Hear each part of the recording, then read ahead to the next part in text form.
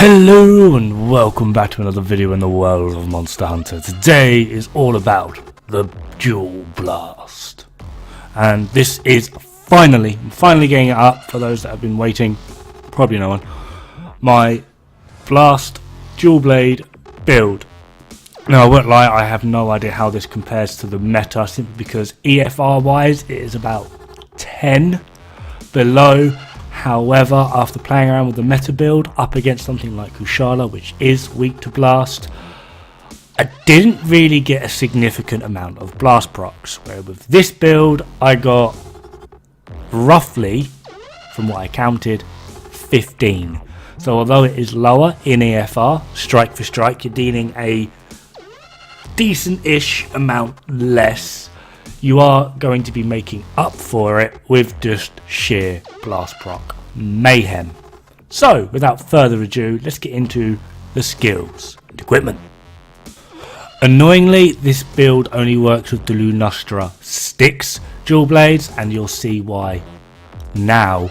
So we've got the Daggers Styx with the health augment and 2 tenderizer, Zorah Gamma helmet with your 3rd tenderizer, Draken Alpha chest with an attack decoration, Zorah Gamma gloves with 2 attack decorations, Draken Alpha waist with your 4th and final attack decorations, and then finally rounding it off with Zorah Gamma boots with 2 criticals.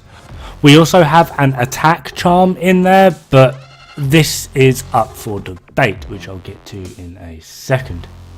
Now, I am fully aware that 4 attack decorations can be a bit much, but to be honest, if you have been playing for as long as I have, you should have at least a few more attack decorations if RNG loves you. I'm aware some people do not still, but there are other things you can use.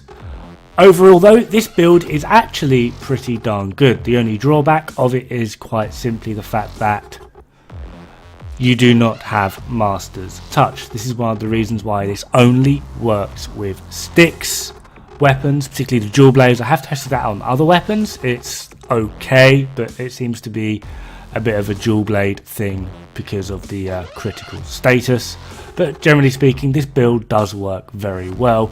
I wouldn't mind someone going absolutely crazy with the math to figure out whether all of these Blast Procs actually make up for the damage lost, and just generally how it compares to meta-ish builds.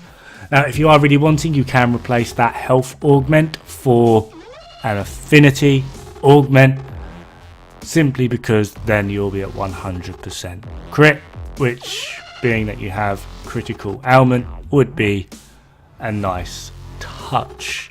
This build actually feels quite safe, weirdly, because it has windproof, earplugs, you know, just generally a lot of QOL, stutter, and it does actually play quite nicely. Now, I do have a separate variant for this build if people are up for an interesting time. It does drop your EFR by a fair bit, however it does offer you a lot more white sharpness. As you can see here, I am literally about to pop into blue, which will drop my EFR even more. There we are, I am now in blue. So I will be posting the second build of what you could possibly use, and it is just quite simply swapping out the attack charm for a handicraft charm. Now, as you can see, the EFR has taken another hit, but we do have a lot more white, and I'm yet to run out of sharpness on this. Anyway, thank you very much for watching. Have fun, good luck, and don't die. It's bad for the health.